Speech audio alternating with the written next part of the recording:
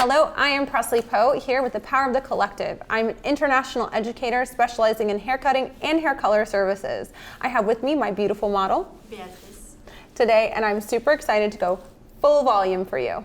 Today we are going to learn how to create the most volume in fine blonde hair. We're going to be utilizing only a couple sections, so I'm going to invite my assistant Chelsea in to help me brush the hair out. Now, if you're thinking, brush curls? What? We've been told that we cannot brush curls, but I've got a couple tricks for you. When brushing curls, what I'm actually looking for is fullness. I want the hair at its biggest and its fluffiest so we can see where the density lies. So today I'm going to teach you this haircut in just a couple subsections, and I'm going to teach you how to find the density in your haircut as well.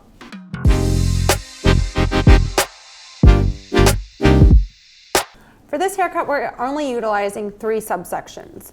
So with the understanding of our zonal placement and the use of our cutting wheel, we can know that sometimes we can take less and equal more. So follow me in this haircut as we do full volume, taking the weight that lives previously in the perimeter and move it all the way up to the top. We are starting this haircut off by brushing all of our zones up to be square to the floor and perpendicular to the apex. After I get the hair brushed adequately, I can now use a comb in the hair gently and safely. So once I'm perpendicular up, I can find my guide from the back and my guide from the front, the 2 short pieces that you see here. I'm going to walk all the way up to those, and then I need the hair in the front to be slightly shorter than the hair that is in the back. So we're going to do 1, 2, 3, turn towards me, beautiful, and now we cut. Now, if you're wondering where I cut and why, I cut up to the point that the length was on the bottom, matching the top to the bottom. This is connecting all of my zones and will help me be short to long. Now that we have done our external movement, it's time to move into our internal support. So I'm going to continue with a 3-finger hold as we've seen in our previous videos. 3 fingers, lift your center finger. 2 fingers go under, 1 finger goes on top. Now let's find our guide. It's right here. And so now that we're here in our internal support, we have our guide and our secondary guide.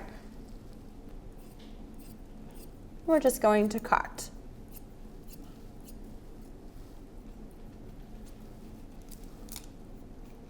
Beautiful. So now we've done our external movement and our internal support. Those are going to be our big volume buttons with short in the front and long in the back. Now, we're going to move into the density zone, and what I want you to understand here is that you want a big jut out. Let's have a look, and I'll explain. So, holding the hair forward, tilting everything forward, and coming into that density zone, which would be about right here, lining everything up, what I'm looking for is this.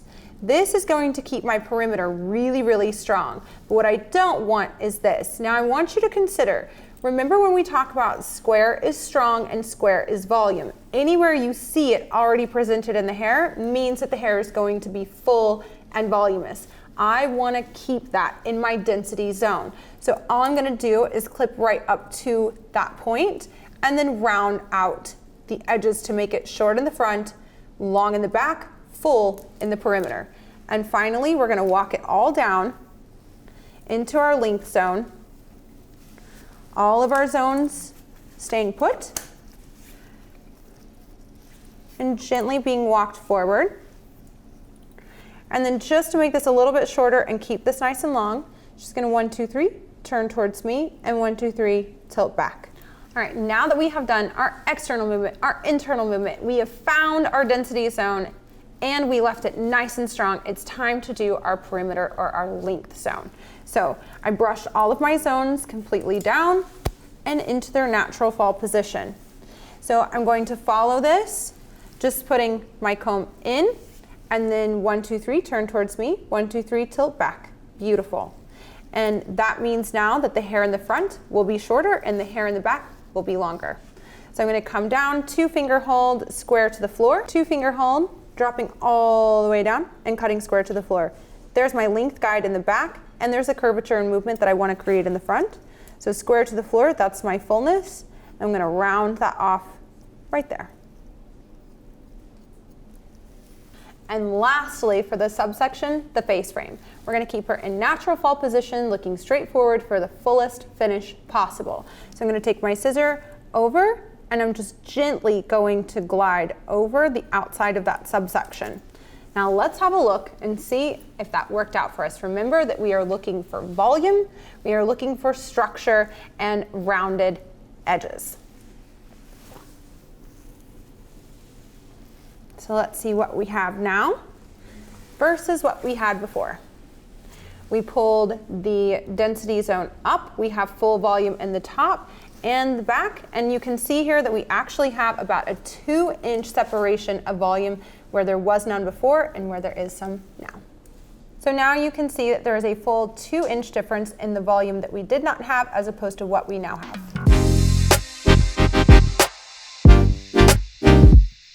We are to the opposite side of the head now, our second subsection. We're gonna go through 3-finger holds. So 2 fingers go under, 1 finger goes on the top, straight up and square to the floor. Now remember that I want the hair to be a little bit shorter in the front. So 1, 2, 3, she turns towards me, and that's all the movement. All the way up until I can find my guide. There's my guide in the back, and there's a short guide in the front. So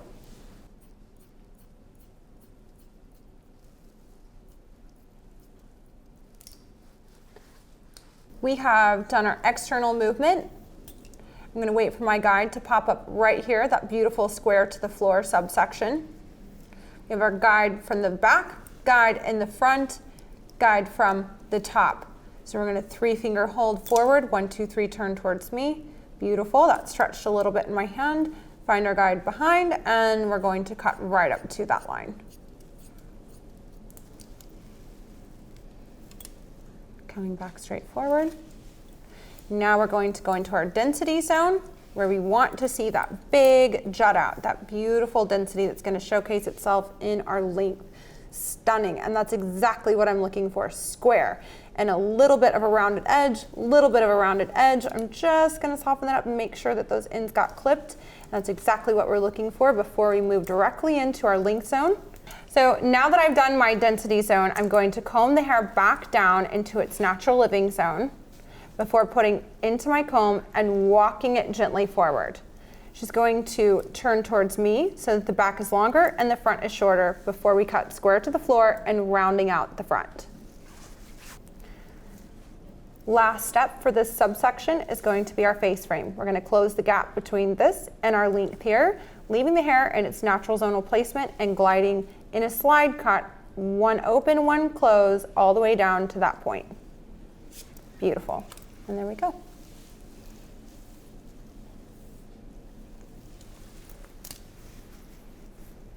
Look at that beautiful volume now. Yes. All right, so just like on a color wheel, on the cutting wheel, whatever's on the opposite side is how you're going to either neutralize the shape or cross-check. So we've cut the hair horizontal to the floor. So the way that we're gonna cross-check is vertical to the head.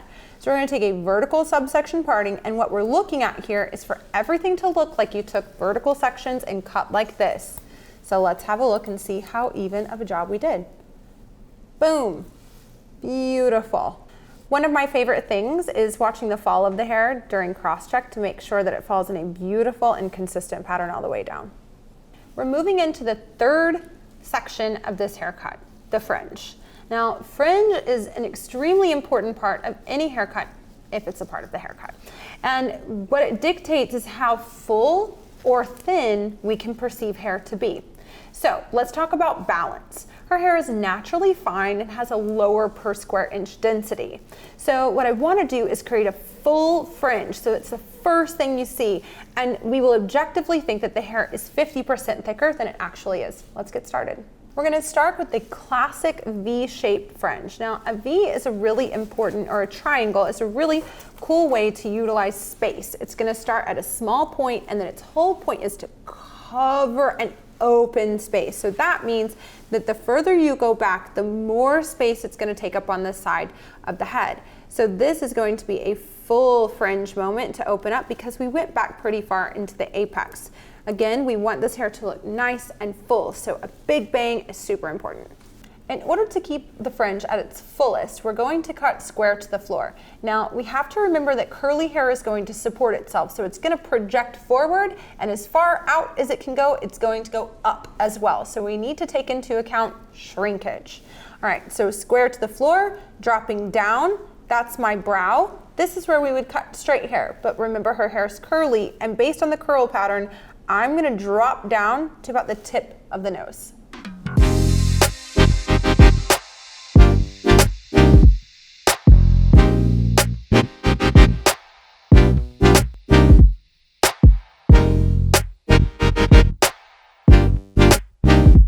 In closing, we're just going to connect the fringe into the sides. So I'm going to have her turn to the side for me so you can see, and just very gently, so gentle, this is called biting, just right there on the outside, and we're going to repeat that on the opposite side.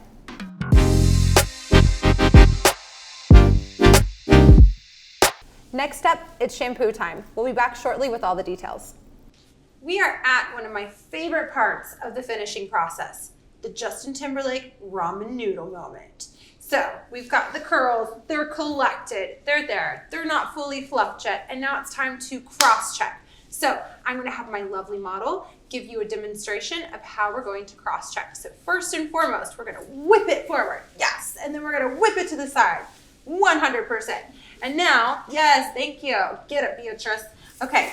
So we're gonna move it out. Now I wanna talk to you a little bit about how to place your client. One of the tips that I use is to ask them to place their elbows on their knees, which will automatically drop them forward. I'm gonna ask you to not push on your client in any way, whether it's their head or their shoulders. We just wanna be gently trauma informed. We never know what someone's gone through, and we wanna make sure that we're always being the ultimate respect, okay?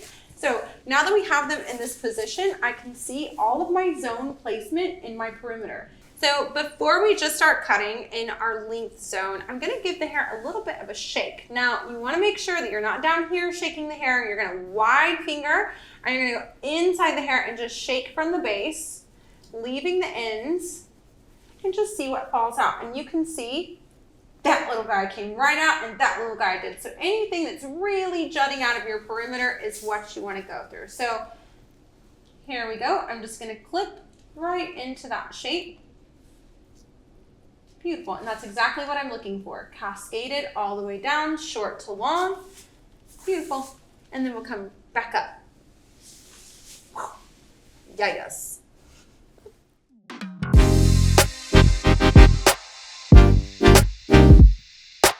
Let's talk product, shall we?